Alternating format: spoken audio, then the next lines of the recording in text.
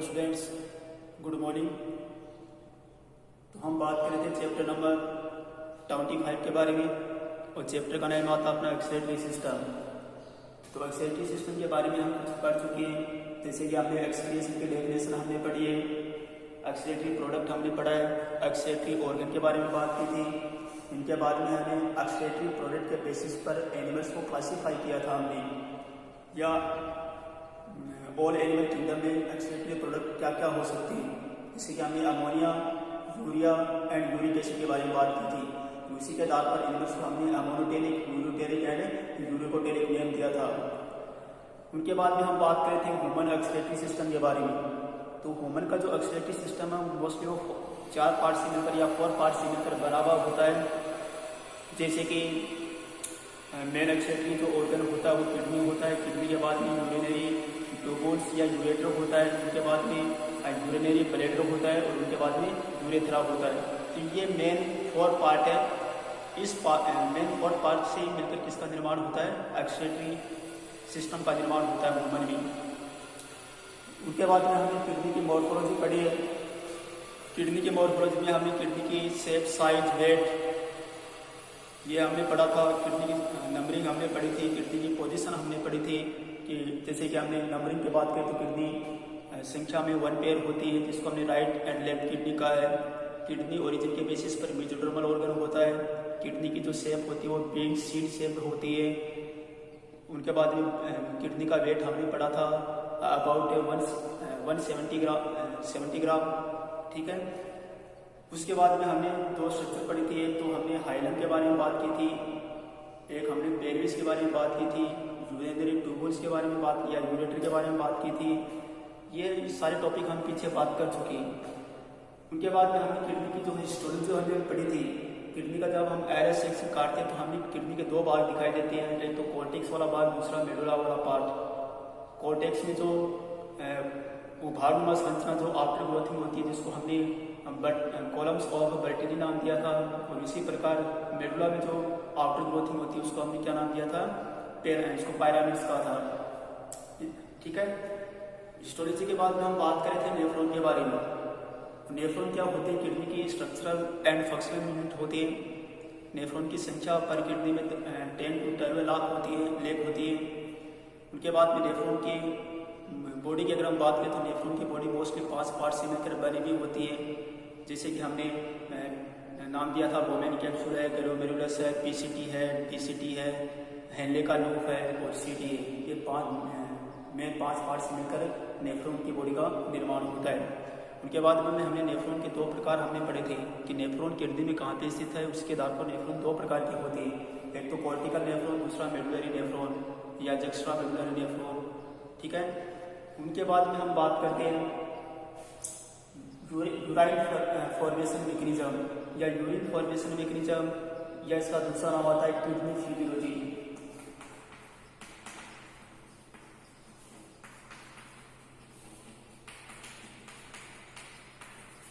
क्या नाम आता है, किडनी फिजियोलॉजी, या हम इसको बोलेंगे यूरिन फॉर्मेशन मैकेनिज्म, या आता है किडनी फिजियोलॉजी। तो किडनी का जो मुख्य किडनी का बोल सकते हैं या फिर नेफ्रॉन का बात करते हैं तो इसका जो मेन वर्क होता है, मेन फंक्शंस होता है, वो होता है यूरिन का फॉर्मेशन करना। अब किडनी किस प्रकार या नेफ्रॉन किस प्रकार यूरिन का फॉर्मेशन करती है, इनके बारे में हम बात करेंगे आप, ठीक है। तो इनके बारे में बात करेंगे। यूरिन फॉर्मेशन की जो मैकेनिज्म होती है उनको 3 स्टेप में डिवाइड किया गया है। यूरिन फॉर्मेशन के मैकेनिज्म को 3 स्टेप या 3 स्टेप्स में डिवाइड कर दिया। पहली स्टेप आती है यहाँ पे, पहली स्टेप तो कंप्लीट होती है यहाँ पे हो रही है, बोमेन कैप्सूल एंड ग्लोमेरुलस में होती है, जिसका नाम आता है अल्ट्रा फिल्ट्रेशन। क्या होता है, अल्ट्रा फिल्ट्रेशन। अल्ट्रा फिल्ट्रेशन यानी छनने की क्रिया विधि, फिल्ट्रेट होना, फिल्ट्रेट होना या छनना। सबसे पहले होगी फिल्ट्रेशन। और फिल्ट्रेशन के बाद में कुछ यहाँ पे फिल्ट्रेशन किसका हो रहा है, ब्लड का हो रहा है। यहाँ पे फिल्ट्रेशन किसका होगा, ब्लड का फिल्ट्रेशन होगा। तो जब ब्लड का फिल्ट्रेशन होगा तो ब्लड में प्रेजेंट जो नेसेसरी जो प्रोडक्ट होते हैं या मटेरियल होते हैं वो भी छनकर के कहाँ पे आ जाते हैं, पीसीटी वाले पार्ट में आ जाते हैं, जिनको हम यूरिन के साथ बॉडी से बाहर आउट नहीं कर सकते। तो आउट नहीं कर सकते तो उस कंडीशन में क्या है, उस छने हुए भाग में से आवश्यक पदार्थों का पुनः क्या होता है, अवशोषण होता है। तो दूसरी स्टेप आ जाएगी पुनः अवशोषण या चयनात्मक या सिलेक्टिव अवशोषण, ठीक है। और तीसरी स्टेप आती है इनकी सीक्रेशन। तीसरी स्टेप कौन सी आती है? सीक्रेशन। तो यहाँ पे हम तीनों स्टेप के बारे में हम बात करेंगे। तो सबसे पहले स्टेप के बारे में हम बात करते हैं अल्ट्राफिल्ट्रेशन। सबसे पहली स्टेप कौन सी है? अल्ट्राफिल्ट्रेशन। तो अल्ट्राफिल्ट्रेशन की प्रोसेस कहाँ पे कंप्लीट होती है? मेल्टिंग कोश में, ठीक है।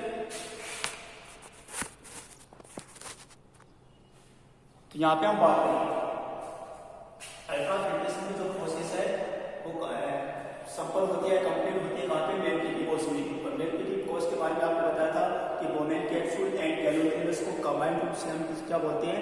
मेल्टिंग बॉडी बोलते हैं या मेल्टिंग बॉडी बोलते हैं इसको, ठीक है ना। तो मेल्टिंग बॉडी की हम बात करें तो मेल्टिंग बॉडी में क्या क्या होता है? बोमेन कैप्सूल होगा। बोमेन कैप्सूल कैसा होता है? कपलाई की स्ट्रक्चर। यहाँ पे जो कपलाई की स्ट्रक्चर होती है उसको हम क्या बोलते हैं? Bowman capsule. ये तो होगा बोमेन कैप्सूल। उसके बाद में गैलोमेरुलस क्या होता है? गैलोमेरुलस होता है एफरेंट राइटिंग। इसके बारे में भी हमने पीछे बात की थी, एफरेंट राइटिंग और इफरेंट राइटिंग। एफरेंट राइटिंग क्या होती है? ब्लड को लाती है कहाँ पे? नेफ्रॉन में। और इफरेंट राइटिंग क्या करती है? ब्लड को ले जाती है कहाँ से? नेफ्रॉन से। तो एफरेंट राइटिंग ब्लड को लाने का काम करती है, देखो ब्लड को लाने का काम करती है, ब्लड को ले जाने का काम करती है। तो यहाँ पे एफरेंट राइटिंग आगे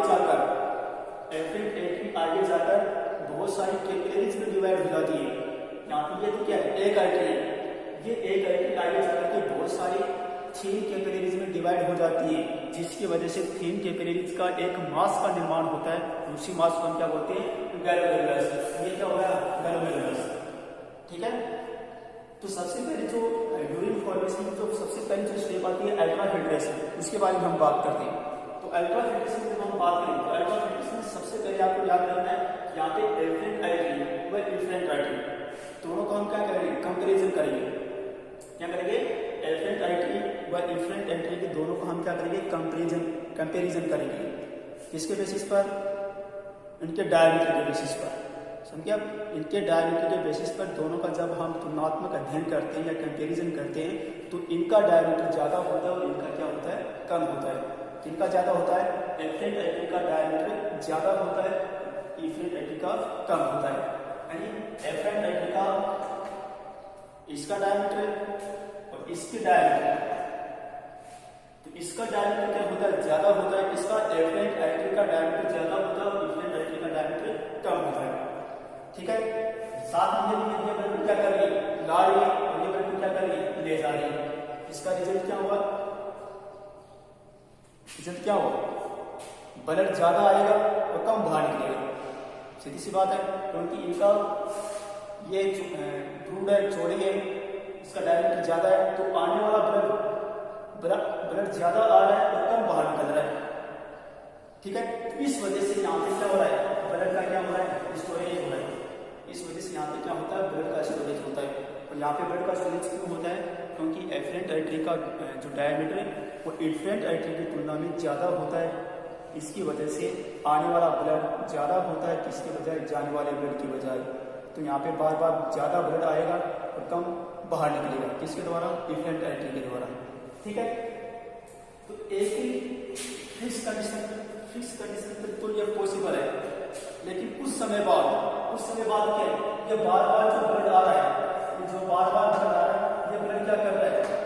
पहले से स्टोरेज ब्लड पर एक प्रेशर लगाता है, तो उस प्रेशर को हम क्या बोलते हैं? GHB pressure. ये ब्लड क्या लगा रहा है? एक प्रेशर लगा रहा है, इसको हम क्या बोलेंगे? GHB, ठीक है ना। GHB pressure. और GHB प्रेशर की फुल फॉर्म होती है हाइड्रोस्टैटिक प्रेशर। क्या होती है? गैलोमेरुलस।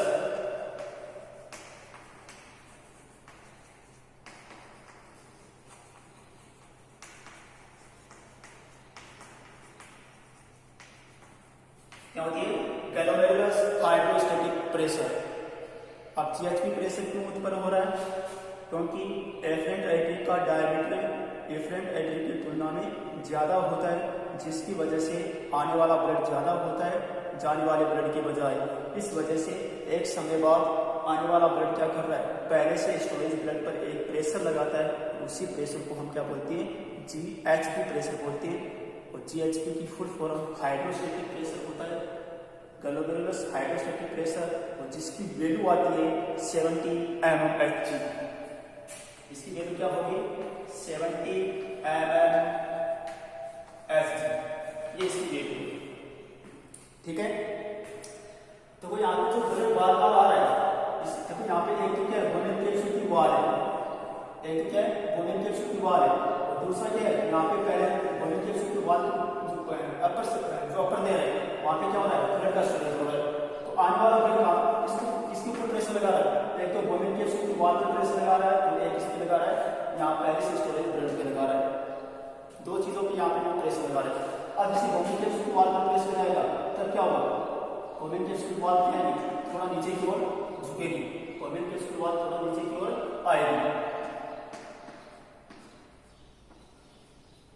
ठीक है, अब यहाँ पे जो स्टोरेज ब्लड है इसकी अगर हम बात करें, स्टोरेज ब्लड की अगर हम बात करें तो ब्लड में मोस्टली क्या होता है, ब्लड का जो कंपोनेंट या कंपोजिशन की अगर हम बात करें तो ब्लड में क्या होती है आरबीसी, डब्ल्यूबीसी एंड प्लेटलेट्स होते हैं। तो आरबीसी, डब्ल्यूबीसी एंड प्लेटलेट्स है वो ग्रेविटी की वजह से बोन कैप्सूल की जो लेयर है उस पर उनका क्या हो जाता है जमाव होना स्टार्ट हो जाता है, इनका क्या हो जाएगा यहाँ पे जमाव हो जाएगा, यहाँ पे क्या हो जाता है जमाव हो जाता है। ठीक है, और जमाव हो जाएगा तो सबसे पहले जो जीएचपी जो प्रेशर वो सबसे पहले प्रेशर किस पे लगाएगा, इस कार्पासोस पे लगाएगा। अब कार्पासोस पे क्या करेगी, इस जीएचपी के ऊपर अपना एक प्रेशर लगाती है, यानी ये कार्पासोस इसके ऊपर क्या लगा रही है एक प्रेशर लगा रही है, जिसको बोलते हैं सीएचपी। क्या बोलेंगे सीएचपी, और सीएचपी की फुल फॉर्म होती है कार्पासोस हाइड्रोस्टैटिक प्रेशर।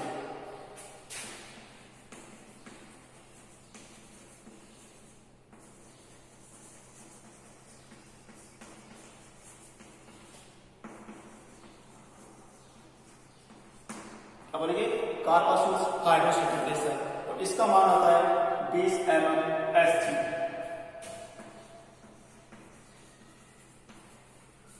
कितना आता है 20 mmHg।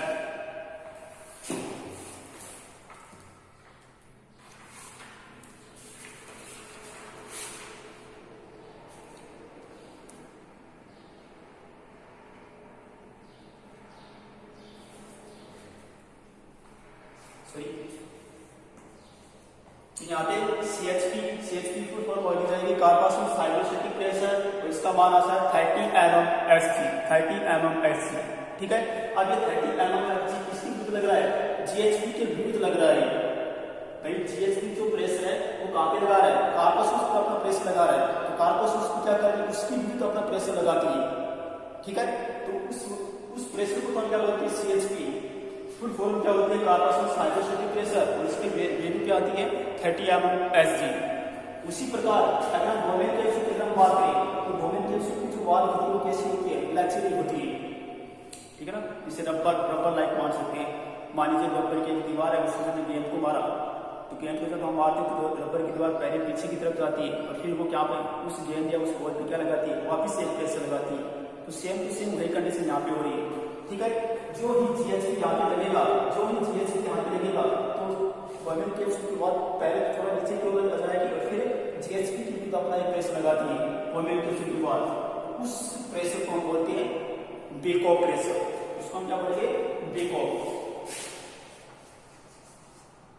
ठीक है, और बेकोव का मान होता है 20 mmHg। बेकोव का मान होता है 20 mmHg।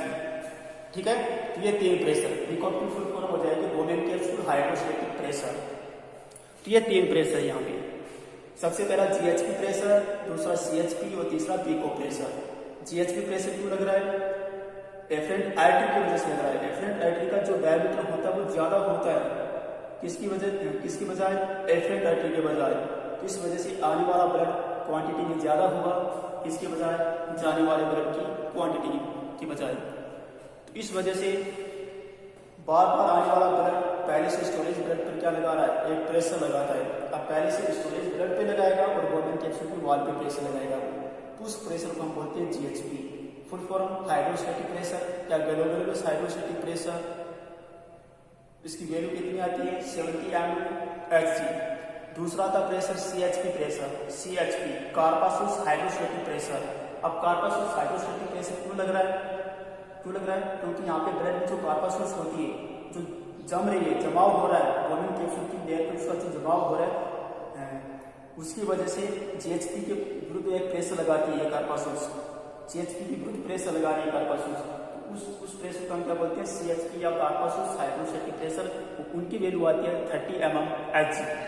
उसी प्रकार जब हम बोमिन कैप्सूल की वॉल की अगर हम बात करें तो बोमिन कैप्सूल की वॉल वो भी क्या होती है? इलास्टिक होती है, ठीक है ना। तो इस वजह से बोमिन कैप्सूल की वॉल भी क्या कर रही है? GHP के विरुद्ध अपना प्रेशर लगाती है ना।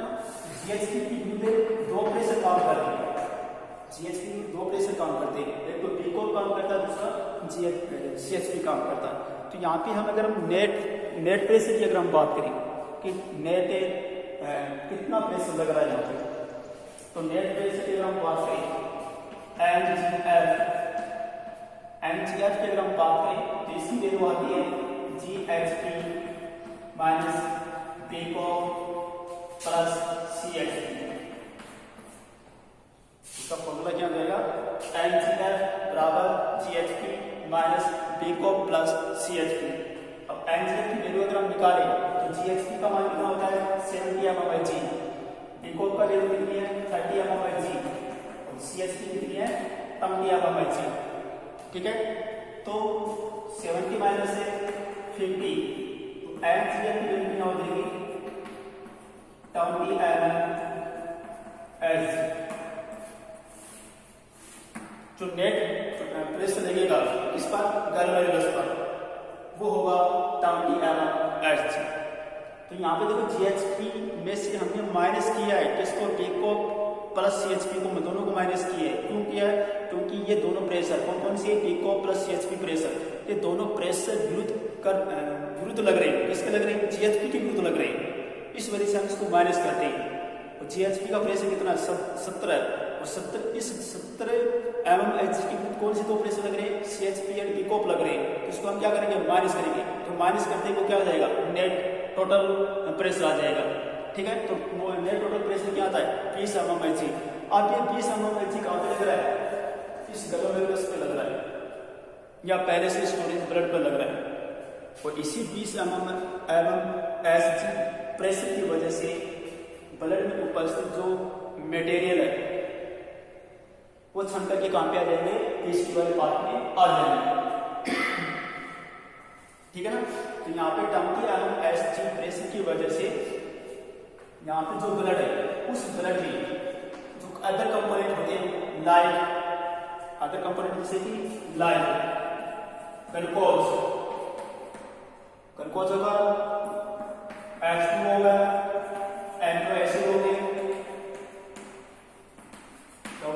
ग्लूकोज होगा, H2 होगा, एमिनो एसिड्स हो गए, विटामिन्स हो गए, अगर हमने ड्रग्स लिए तो ड्रग्स हो गई, एल्कोहल हो गया। तो ये सारे, इसको सारे कौन बोलते हैं? मान लीजिए यहाँ पे छंटक में जो मटेरियल आ रहा है, देखो मान लीजिए ब्लड कहाँ से आ रहा है? ये ब्लड हार्ट से आ रहा है, और हार्ट से ब्लड उसको कहाँ से प्राप्त होता है? डाइजेस्टिव ट्रैक्ट से प्राप्त होता है या एलिमेंट्री कैनाल से प्राप्त होता है। और एलिमेंट्री कैनाल के बारे में हम बात करें, जो फूड मटेरियल जो हम इंटेक कर रहे हैं, एलिमेंट्री कैनाल में उसका डाइजेशन होता है। डाइजेशन के फलस्वरूप जो कॉम्प्लेक्स फूड मटेरियल हमने इंटेक किया है और उनका डाइजेशन जब होता है तो क्या बनता है? सिंपल फूड मटेरियल का निर्माण होता है। और उसी सिंपल फूड मटेरियल वो बाय ब्लड के माध्यम से कहाँ पे पहुंच रहा है? हार्ट उसको डिस्ट्रीब्यूट कर रहा है। कहाँ पे कर रहा है? पहले वो किडनी में जाता है ना। तो उस ब्लड में क्या क्या होता है? एमिनो एसिड्स भी होते हैं, ग्लूकोज भी होता है, वाटर भी होता है, विटामिन भी होते हैं, बहुत सारे साल्ट्स भी होते हैं, जैसे कि सोडियम है, क्लोराइड है, पोटेशियम है, ये सारे साल्ट्स उसमें प्रेजेंट है ब्लड में। इसके अलावा यूरिक एसिड भी प्रेजेंट होता है, यूरिया भी प्रेजेंट होती है।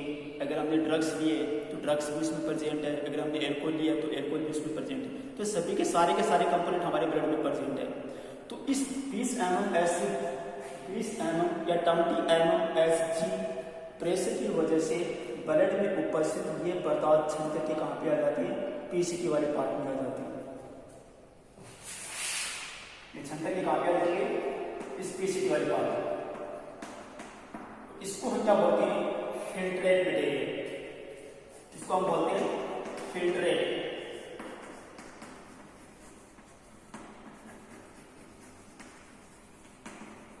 फिल्ट्रेट मटेरियल, इसको हम बोलते हैं फिल्ट्रेट मटेरियल। फिल्ट्रेट मटेरियल क्या है?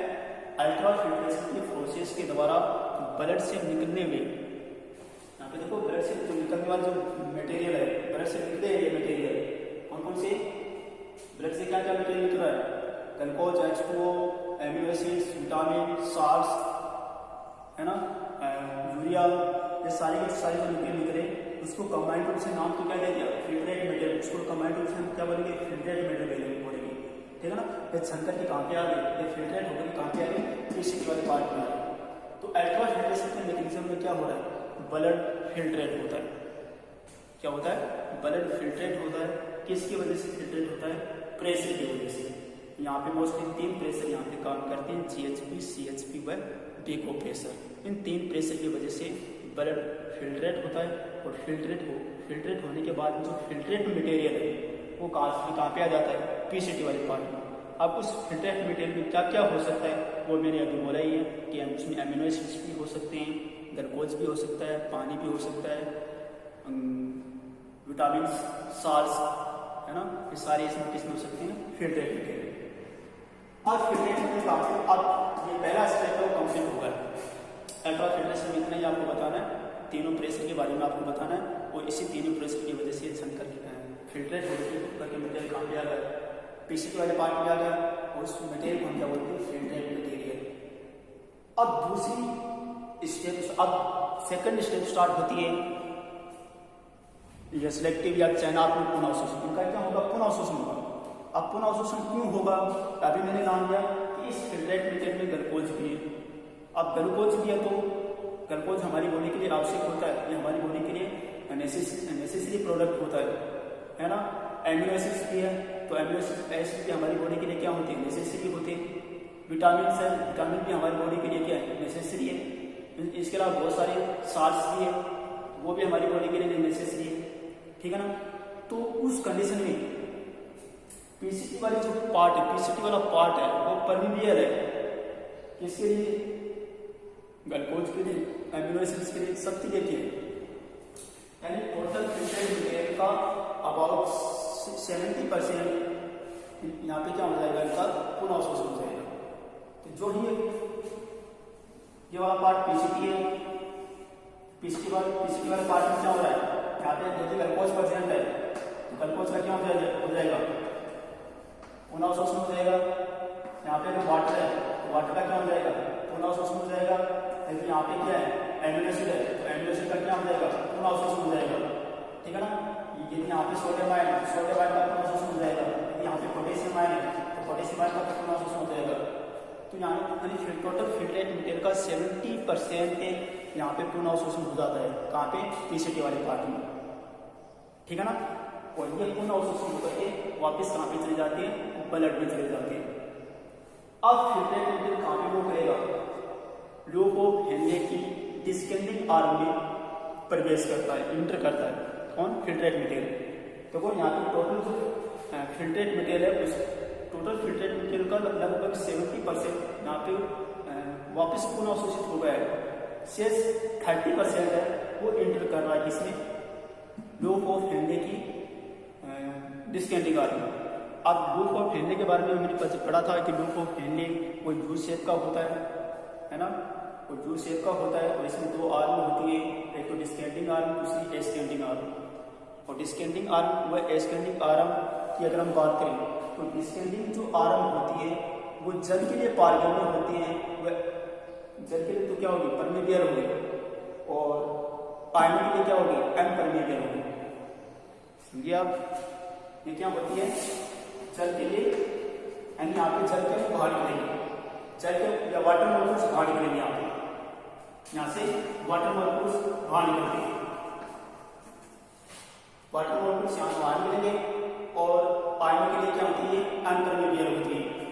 या फिर ऐसी सीधी भाषा में ऐसे कर सकते हैं कि जल के लिए पारगम्य व वाटर के लिए पारगम्य व आयन के लिए क्या होती है? अपारगम्य होती है या अनपरमेबियल होती है, ठीक है। उसी प्रकार जब हम एस्केंडिंग आर्म की अगर हम बात करें, एस्केंडिंग आर्म इसकी उल्टी है। ये जल के लिए है पारगम्य और आयरन के लिए क्या होती है, पारगम्य होती है। तो यहाँ पे क्या है, sodium ion, potassium ion, chloride ion, ठीक है ना। तो ये सारे के सारे आयन देखो यहाँ पे फिल्ट्रेट आगे के मूव कर रहा है, आगे के मूव करके कहाँ पे प्रवेश करेगा, एस्केंडिंग आर्म में प्रवेश करेगा। जो ही वो एस्केंडिंग आर्म में प्रवेश करता है या एंटर करता है तो ये आर्म क्या होती है, आयनों के लिए परमेबियल व वाटर के लिए अनपरमेबियल होती है, ठीक है ना। उस वजह से फिल्ट्रेट मटेरियल में से आयन बाहर निकल जाएंगे और वाटर फिल्ट्रेट मटेरियल में ही रह जाएगा। उनके बाद में फिल्ट्रेट मटेरियल कहाँ पे प्रवेश करता है, डेंसिटी वाले पार्ट में। अब डेंसिटी वाले पार्ट की अगर हम बात करें या डिस्ट्रिक्ट कोनोलेटेड ट्यूबुल की अगर हम बात करें तो distal convoluted tubule water and ion दोनों के लिए क्या होती है, परमेबियल होती है। तो यहाँ पर क्या है, H2O एंड सोडियम आयन है, पोटेशियम आयन है, वो बाहर निकल जाएंगे, दोनों के लिए क्या होती है, परमेबियल होती है। उनके बाद में फिल्ट्रेट मटेरियल किसमें प्रवेश करता है, CD में प्रवेश करता है। अब CD वाला जो पार्ट है वो परमेबियल होता है urea, some quantity of urea and water and oil, इनके या पोटेशियम आयन उनके लिए क्या होती है, परमेबियल होती है, ठीक है। और उनके बाद जो शेष जो फिल्ट्रेट मटेरियल है उसको हम बोलते हैं यूरिन, और यूरिन को हम बॉडी से बाहर निकाल देते हैं। अब तक हमने देखा है कि देखो यहाँ पे हमने पीसीटी वाले पार्ट में भी हमने पढ़ा है, डिस्केंडिंग आर्म में भी हमने पढ़ा है, एस्केंडिंग आर्म में भी हमने पढ़ा है, डिस्टी वाले पार्ट में भी हमने पढ़ा है। तो यहाँ पे डिस्टी वाले पार्ट में एक बात हो याद रखनी, डिस्टी वाले पार्ट में एक हार्मोन होता है ADH hormone, ADH hormone anti diuretic hormone, life saving hormone. और इस हार्मोन की प्रेजेंस में डीसीटी वाले पार्ट में वाटर का पुनर्अवशोषण होता है, ठीक है ना। जब हमें प्यास लगती है या हमारी बॉडी को वाटर की रिक्वायरमेंट होती है तो उस कंडीशन में हमारे ब्रेन के द्वारा एक हार्मोन का सिक्रेशन होता है एंटी डाययूरेटिक हार्मोन। वो उस हार्मोन का टारगेट क्या होता है, डीसीटी वाला पार्ट होता है, वो हार्मोन यहाँ पे आएगा तो चल के वाटर के पुनर्अवशोषण को बढ़ाएगा, ठीक है ना। और उसी वाटर से क्या होती है, बॉडी की रिक्वायरमेंट है वो कंप्लीट होती है, ठीक है ना। तो यहाँ पे डीसीटी वाले पार्ट में एंटी डाययूरेटिक हार्मोन के बारे में क्या बताया। तो ये गोमेल कैप्सूल ग्रेनुलर स्वाद हो गया अल्ट्रा फिल्ट्रेशन। उनके बाद में आपको प्रत्येक पार्ट में आपको बताना है कि प्रत्येक पार्ट में किस फिल्ट्रेट मटेरियल का पुनर्अवशोषण हो रहा है। तो पीसीटी वाले अगर हम बात करें तो पीसीटी वाला जो पार्ट होता है वो सबके लिए पारगम्य होती है, किसको छोड़ करके, पीसीटी वाला पार्ट सबके लिए परमीबियल होती है, किसको छोड़ करके, यूरिया एंड यूरिक एसिड को छोड़ करके। यहाँ पे सभी का पुनर्अवशोषण हो जाएगा, किसका नहीं होगा, यूरिया एंड यूरिक एसिड का नहीं होगा। और टोटल फिल्ट्रेट मटेरियल का 70% है वो वहाँ पीसीटी वाले पार्ट में इसका पुनर्अवशोषण हो जाता है, ठीक है। उनके बाद फिल्ट्रेट मटेरियल कहाँ पे इंटर कर रहा है, डिस्केंडिंग आर्म इंटर कर रहा है। तो डिस्केंडिंग आर्म परमीबियल होती है, किसके लिए, वाटर के लिए परमीबियल होती है, और आयनों के लिए क्या होती है, अनपरमीबियल होती है। तो जो भी फिल्ट्रेट मटेरियल डिस्केंडिंग आर्म में आएगा तो फिल्ट्रेट मटेरियल में से आयन बाहर निकल जाएंगे और वाटर उसके फिल्ट्रेट मटेरियल में ही रहेगा। जो ही ये फिल्ट्रेट मटेरियल इंटर करता है किसमें, एस्केंडिंग आर्म में, तो एस्केंडिंग आर्म आयनों के लिए क्या होती है, परमीबियल होती है, वाटर के लिए क्या होती है, अनपरमीबियल होती है। तो यहाँ पे फिल्ट्रेट मटेरियल में आयन बाहर निकल जाएंगे, ठीक है। जो ही ये फिल्ट्रेट मटेरियल किसमें प्रवेश कर रहा है, डीसीटी वाले पार्ट में एंटर करता है तो डीसीटी वाला पार्ट दोनों के लिए परमीबियल है, किसके लिए, आयन एंड वाटर दोनों के लिए परमीबियल है, ठीक है। उनके बाद में फिल्ट्रेट मटेरियल इंटर कर रहा है किसमें, सीडी वाले या कलेक्टिंग में। तो सीडी वाले पार्ट में सम फ्री क्वांटिटी में बहुत कम मात्रा में यूरिया एंड आयनों का पुनर्अवशोषण होता है, ठीक है। उनके बाद शेष जो फिल्ट्रेट मटेरियल है वो यूरिन को, जिसको हम बॉडी से बाहर ऑफ कर देते हैं, ठीक है। अब फिल्ट्रेट मटेरियल की अगर हम बात करें तो यहाँ पे फिल्ट्रेट मटेरियल पीसीटी वाले पार्ट में जो फिल्ट्रेट मटेरियल है वो कैसा होता है, आइसोटोनिक होता है। कैसा होता है, आइसोटोनिक होता है। जो ही ये फिल्ट्रेट मटेरियल लो ऑफ की उसमें एस्केंडिंग आर्म में प्रवेश करता है तब वो कैसा होता है, हाइपरटोनिक हो जाता है। जो ही ये डीसीटी वाले प्रवेश करता है तब ये कैसा, किससे क्या हो जाता है, आइसोटोनिक हो जाता है। ये आगे याद रखें, देखो आइसोटोनिक का होता है सेम समान। तो यहाँ पे दो चीजें, एक तो वाटर, दूसरा आयन। तो यहाँ पे वाटर एंड ऑयल दोनों सेम क्वांटिटी में, इनकी कंसेंट्रेशन दोनों की क्या होती है, सेम होती है, किसी आयंस एंड वाटर में। इस वजह से यहाँ पे जो सॉल्यूशन है वो कैसा होता है, आइसोटोनिक होता है। पीसीटी वाले पार्ट की अगर बात करें, अब पीसीटी वाले पार्ट के लिए अब जो ही ये फिल्टर्ड मटेरियल डिस्केलिंग आदमी प्रिवेश करता है, तो डिस्केलिंग कारण वाटर के लिए पार करेंगे, वाटर बाहर निकलेगा। तो यहाँ पे फिल्टर्ड मटेरियल से वाटर बाहर निकल रहा है, वाटर बाहर निकलेगा तब क्या है, उस फिल्टर्ड मटेरियल में वाटर कम है और आयरन ज्यादा है, उस कंडीशन में फिल्टर्ड मटेरियल कैसा हो जाएगा, हाइपोटोनिक हो जाएगा, सॉरी हाइपरटोनिक हो जाएगा। यहाँ पे जो फिल्टर्ड मटेरियल उसमें क्या है, वाटर कम है और आयरन ज्यादा है, तो ये कैसा हो जाएगा, हाइपरटोनिक हो जाएगा। ठीक है। और जो ही ये फिल्टर्ड मटेरियल कहाँ पे पहुंचता है, डीसीटी वाले पार्ट में एंटर करता है, तो उनसे पहले ये कैसा हो जाता है, हाइपोटोनिक हो जाता है। क्यों, यहाँ पे आयरन का प्रोडक्शन हो रहा है, वाटर ज्यादा है आयरन कम है। यहाँ पे क्या हो रहा है, वाटर कम है आयरन ज्यादा है, यहाँ पे क्या है, आयरन कम है वाटर ज्यादा है, क्योंकि आयरन का क्या हो रहा है, प्रोडक्शन हो रहा है। तो इस फिल्टर्ड मटेरियल में क्या है, वाटर ज्यादा है और आयरन कम है, तो सॉल्यूशन कैसा हो जाएगा, हाइपोटोनिक हो जाएगा। ठीक है। अब ये फिल्टर्ड मटेरियल कहाँ पे प्रवेश कर रहा है, सिटी वाले पार्ट में जा रहा है, तो इस कंडीशन में क्या है, सिटी वाले पार्ट में जाएगा तब वाटर का भी प्रोडक्शन हो रहा है, आयरन का भी प्रोडक्शन हो रहा है, तो यहाँ पे फिल्टर्ड मटेरियल वापस क्या हो जाएगा, आइसोटोनिक हो जाएगा। ठीक है ना। तो ये सॉल्यूशन के बारे में या फिल्टर्ड मटेरियल के बारे में कि कहाँ पे फिल्टर्ड मटेरियल आइसोटोनिक हो रहा है, कहाँ पे हाइपोटोनिक हो रहा है, कहाँ पे हाइपरटोनिक हो रहा है। ठीक है ना। इसके साथ साथ में एक वाशर-रेक्टा मैकेनिज्म आती है, वाशर-रेक्टा मैकेनिज्म, जो आयनिक कंसंट्रेशन कंसंट्रेशन से रिलेटेड होती है। वो आपकी बुक में इतना है नहीं, थोड़ा बहुत सिलेबस में है वो आपके, तो एक बार समझ लीजिए आप। तो वो यहाँ पे जो आयनिक कंसंट्रेशन को वहाँ पे हमें मेजरमेंट कर रहे हैं ऑस्मोलिटी से, ऑस्मोल। ठीक है ना। तो यहाँ पे जो आयनिक कंसंट्रेशन की जो वैल्यू आती है वो 300 ऑस्मोल आती है, 300 ऑस्मोल। अब जो फिल्टर्ड मटेरियल नीचे की तरफ जाएगा तब आयरन की कंसंट्रेशन बढ़ती जाएगी। जो फिल्टर्ड मटेरियल नीचे की तरफ आएगा तो क्या होगी, आयरन की कंसंट्रेशन बढ़ेगी। क्यों बढ़ेगी, क्योंकि यहाँ पे वाटर बाहर निकल रहा है, यहाँ से देखो वाटर बाहर निकल रहा है, तो आयरन की फिल्टर्ड मटेरियल में आयरन की कंसंट्रेशन बढ़ेगी। जब आयरन की कंसंट्रेशन बढ़ेगी तब इसकी वैल्यू भी बढ़ेगी, यहाँ से 300 फिर 600 हो जाएगी, फिर क्या हो जाएगी 900 हो जाएगी, फिर क्या हो जाएगी 1000, फिर क्या हो जाएगी 12,000, है ना। इस प्रकार से बढ़ रही है। ठीक है। उसी प्रकार से हम इस आदमी की अगर हम बात करें तो ये फिल्टर्ड मटेरियल जो इसमें प्रवेश करेगा, यहाँ पे तो इसकी जो कंसंट्रेशन है, आयरन की कंसंट्रेशन क्या है, 102 है या फिर सॉरी 1200 है। ठीक है ना। अब यहाँ से फिल्टर्ड मटेरियल जो ही ऊपर की तरफ जाएगा तब क्या आयरन की कंसंट्रेशन घटेगी।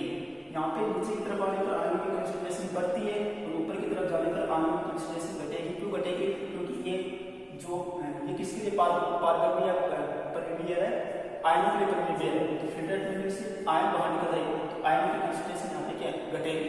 अब घटेगी तब क्या इसकी वैल्यू पहले 12 फिर 1000 फिर 900 फिर 600 फिर लास्ट में जाते 300 हो जाएगी।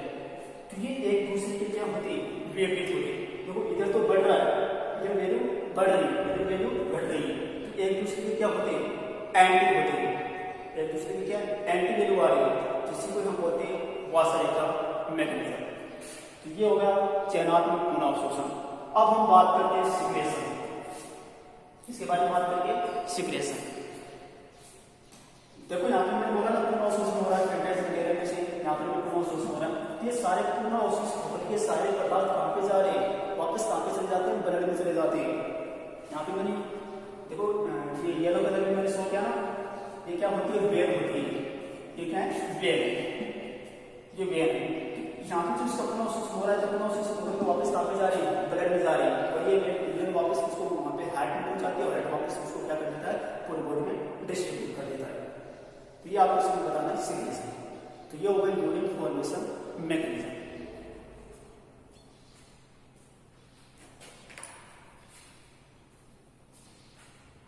तो यूरिन फॉर्मेशन मैकेनिज्म में आपको एक बार पीछे रिवाइज करवा देता हूँ कि क्या क्या आपको करना है। तो सबसे पहले हम यूरिन फॉर्मेशन की अगर हम बात करें तो यूरिन फॉर्मेशन की mechanism completed by 3 step, 3 step में कंप्लीट होती है। तीनों स्टेप के आपको नाम याद रखने। सबसे पहले हम बात करते हैं अल्ट्रा फिल्ट्रेशन के बारे में। तो अल्ट्रा फिल्ट्रेशन में क्या होता है, ब्लड का फिल्ट्रेशन होता है। ब्लड का क्या होता है, फिल्ट्रेशन होता है। और फिल्ट्रेशन कैसे होता है, तो इसके लिए सबसे पहले आपको बताना है कि जो एफरेंट व इफरेंट आर्टरी के बारे में आपको बता रहे हैं। तो एफरेंट आर्टरी का जो डायमीटर होता है वो ज़्यादा होता है, इफरेंट आर्टरी का डायमीटर क्या होता है, कम होता है। इसकी वजह से आने वाला ब्लड ज़्यादा होता है किसके बजाय, जाने वाले ब्लड की बजाय। ब्लड ज़्यादा आएगा, कम बाहर निकलेगा। तो इस वजह से बोमेन कैप्सूल की जो कैविटी होती है उसमें उनका जमाव हो जाता है, ना कि उससे क्या हो रहा है, जमाव होता है। अब एक फिक्स समय बाद क्या हो रहा है, आने वाला ब्लड क्या कर रहा है, इस पर क्या लगा रहा है, एक प्रेशर लगाता है। बार बार आने वाला ब्लड एक प्रेशर लगाता है। तो सीधी सी बात है, बड़ी सी टंकी है, बड़ा सा पाइप से पानी आ रहा है, छोटे से पाइप से बाहर निकल रहा है। तो जब टंकी फुल हो जाएगी तब क्या होगी, बार बार आने वाला ब्लड क्या लगाता है, उस टंकी की दीवारों पर क्या लगाता है, दाब लगाता है, जिसकी वजह से टंकी फट जाती है ना। तो सेम टू सेम कंडीशन में यहीं पे आने वाला जो पाइप है वो मोटा है, लेजर वाला पाइप छोटा है, पतला है। तो यहाँ पे ब्लड ज़्यादा आएगा, कम बाहर निकलेगा। तो यहाँ पे एक जो प्रेशर लग रहा है, बार बार जो ब्लड आ रहा है, प्रेशर लगा रहा है, उस प्रेशर को हम क्या बोलते हैं, GHP प्रेशर बोलते हैं, GHP प्रेशर। अब GHP प्रेशर क्या कर रहा है, GHP प्रेशर होगा। अब GHP प्रेशर कार्पस पर भी लग रहा है और बोमेन कैप्सूल की वॉल पर भी लग रहा है। तो ये दोनों के द्वारा भी GHP की ग्रुप में प्रेशर लगाती है, जिसको CHP pressure and pico pressure बोलते हैं। CHP की वैल्यू आती है 30 mm/G और पिको की आती है 20 mm/G। तो अगर हम नेट प्रेशर की अगर हम बात करें तो नेट प्रेशर की जो वैल्यू है वो आती है 20 mm/Sg। हमने 70 में से लेस किया है, 30 प्लस 20 को लेस क्यों करते हैं, क्योंकि ये GHP के विरुद्ध लग रहा है, ठीक है। अब इस 20 mm/Sg की वजह से ब्लड में प्रेजेंट जो अदर कंपोनेंट है like glucose, amino acid, creatinine, water, vitamin, salts, ions छन करके या फिल्ट्रेट होकर ये कहाँ पे आ जाते हैं, PCT वाले पार्ट में आ जाते हैं। अब नेफ्रॉन के PCT वाले पार्ट की अगर हम बात करें तो नेफ्रॉन का PCT वाला पार्ट सबके लिए परमिबियल है, छोड़ करके यूरिया को छोड़ करके सबके लिए परमिबियल होता है। इस वजह से फिल्ट्रेट मीडिया का 70% जो पार्ट है मटेरियल है उनका क्या हो जाता है, पुनःअवशोषित हो जाता है। वो पुनःअवशोषित होकर के कहाँ पे चले जाते हैं, वापिस ब्लड में चले जाते हैं। अब शेष 30% फिल्ट्रेट मटेरियल कहाँ पे इंटर कर रहा है, डिस्केंडिंग आर्म में, जो कहने की डिस्केंडिंग आर्म में इंटर करता है। जो ही इसमें इंटर करेगा तो डिस्केंडिंग आर्म परमेबियल होती है वाटर के लिए और अनपरमेबियल होती है किसके लिए, आयरन के लिए। तो ये इस फिल्ट्रेट मटेरियल से जो वाटर है वो छन करके कहाँ पे आ जाएगा, वापस ब्लड में आ जाएगा और ये फिल्ट्रेट मटेरियल आगे की ओर मूव करता है। जब ये आगे की ओर मूव करेगा कहाँ पे फेस करेगा, एस्केंडिंग आर्म। अब एस्केंडिंग आर्म इसकी अपोजिट होती है ना। तो एस्केंडिंग आर्म आयरन के लिए परमिबियल व वाटर के लिए क्या होती है, अनपरमिबियल होती है। तो यहाँ पे फिल्ट्रेट मटेरियल से वाटर बाहर निकलेगा, आयरन बाहर निकलेगा और वाटर फिल्ट्रेट मटेरियल में ही रहेगा। अब ये फिल्ट्रेट मटेरियल काफी यूज करता है DCT वाले पार्ट में। अब जो ही DCT वाले पार्ट में बात करेंगे, DCT वाले पार्ट वाटर एंड आयरन दोनों के लिए क्या होती है, परमिबियल होती है। तो यहाँ पे वाटर भी बाहर निकलेगा और आयरन भी बाहर निकलेगा। उनके बाद में CD वाले पार्ट में अगर बात करें तो CD वाले पार्ट में कुछ मात्रा में फ्यू क्वांटिटी में यूरिया एंड इसका वाटर का एंड आयरन का प्रोसेस होता है और यूरिन शेष जो फिल्ट्रेट मटेरियल है उसको हम क्या बोलते हैं, यूरिन बोलते हैं, ठीक है। तो ये सारी प्रोसेस हर पार्ट में आपको प्रोसेस आपको बतानी है, ठीक है। सिलेबस जो मैंने चैप्टर का मैंने जो PDF फाइल जो मेरे भेजी है उसको देख करके आप उसके नोट्स आपको प्रिपेयर करें। Okay, thanks.